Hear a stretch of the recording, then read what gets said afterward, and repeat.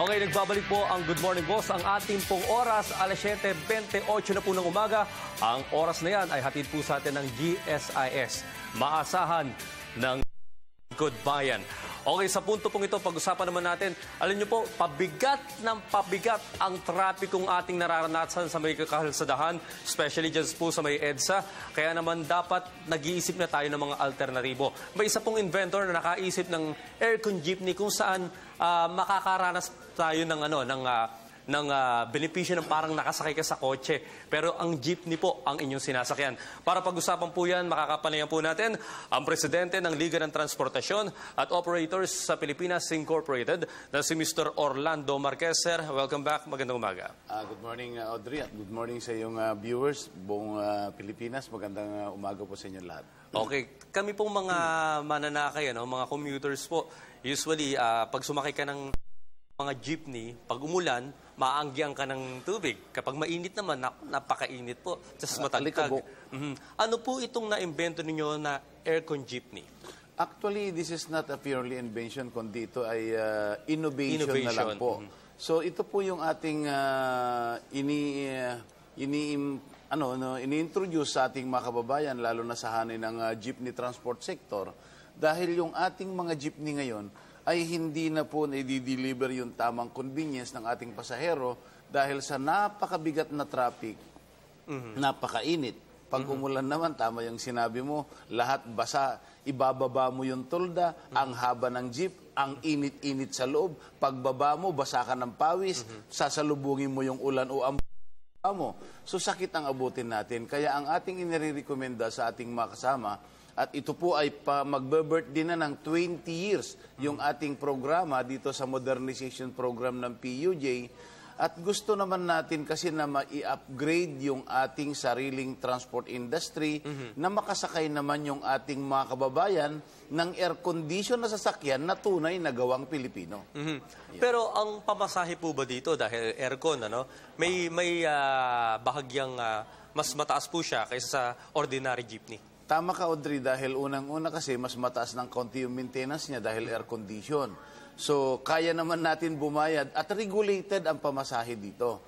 Yung 8 pesos na pamasahe natin ay magiging 12 pesos dahil yung regulated fare na ibinaba ng LTFRB. Kaya tayo po ay sumusunod, yung air condition regulated fare ay sumusunod tayo doon sa batas. Okay, yung mga aircon jeepney po na sa ngayon, initially, nasa mga kalsada na, sa mga ruta po ito? Ito po ay malungkot man sabihin dahil kami ay mayroon po doon sa Buendia, Top Avenue, Kalayaan. So yung mga ibang ruta, mayroon na rin dito na buksan na po yung Commonwealth is Imperview up to Lawton. Kaso nga ho, yung ating mga operator ay hindi pa nila yata na-discover dahil ang binibili lang nila ay yung mga produkto ng taga-ibang bansa. Kaya natin umaapila tayo sa ating mga operator na sana ay bilhin nila yung ating jeepney. Ikumpara mo doon sa imported na product, Audrey, malayo di hamak ang presyo. Kung bibilin mo yung coaster na katapat nito, ay 3.7 million. Samantala yung ating sariling produkto ay 1.9 million. The same brand new lahat. So, bakit ayaw bilhin nung ating mga kababayan yung ating sariling produkto? So, ito po yung ating ikinukumpira na sana po, kung gusto natin po na matulungan, maibsan yung problema ng traffic, ang ating jeepney kasi, Audrey, ito yung pinakamaraming rota. Na itong malalaking rota na ito, na interconnectivity sa MRT, LRT, ito po yung aking inirekomenda na dapat i-develop natin para po yung mga rota ng Cavite, Laguna, Rizal na pumapasok sa Metro Manila, dapat air condition na po ito. Kaso, ordinary pa rin. Kaya natatalo na kami ngayon ng ating mga UB Express.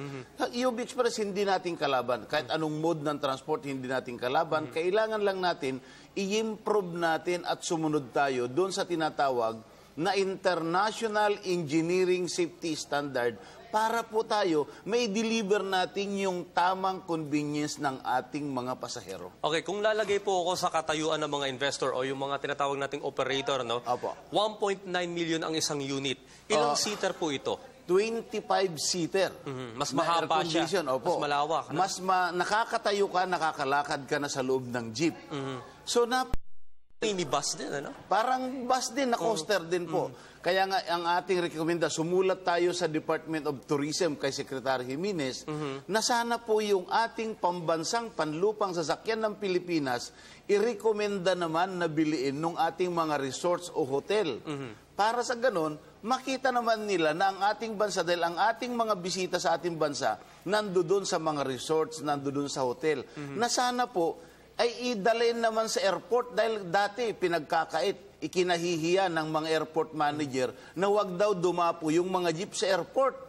Napakasakit yun. Kaya ngayon po sa panawagan sa ating Department of Tourism, sana huwag ikahiya ng departamento ang ating produktong jeep dahil ito po yung dinadayo na minsan nga, Audrey, nandoon tayo sa ibang bansa.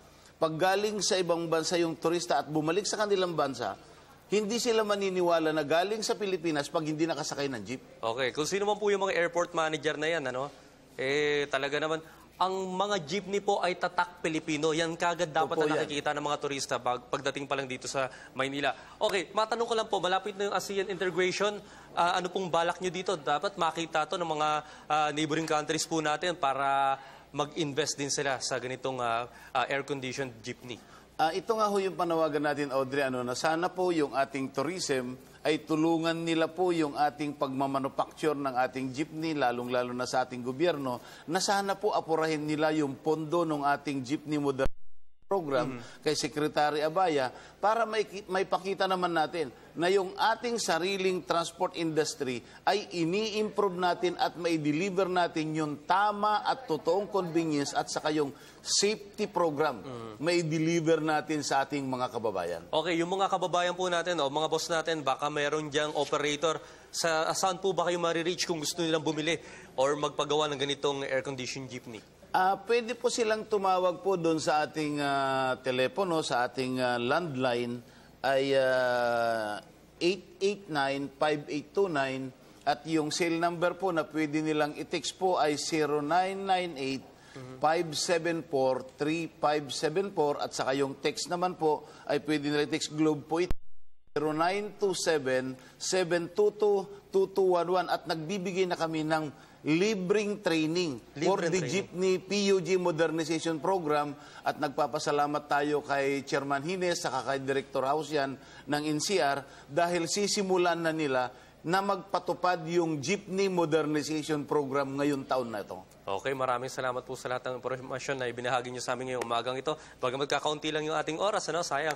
Pero sa pagkakataon pong ito, sana yung inyo pong grupo ay marami pong matulungan ng mga jeepney drivers at syempre yung ating mga commuters. Itong PUG Modernization Program, Audrey, para malaman ng ating mga kababayan, bukas po ito para sa lahat, buong Pilipinas. Maraming salamat, Audrey. Magandang umaga po sa inyong lahat. Okay, nakapanayan po natin ang ng Transportasyon at Operators sa Pilipinas Incorporated na si Mr. Orlando Marquez. Diyan lamang po kayo at sakay na tayo sa air-conditioned jeepney. Magbabalik pa ang Good Morning Boss.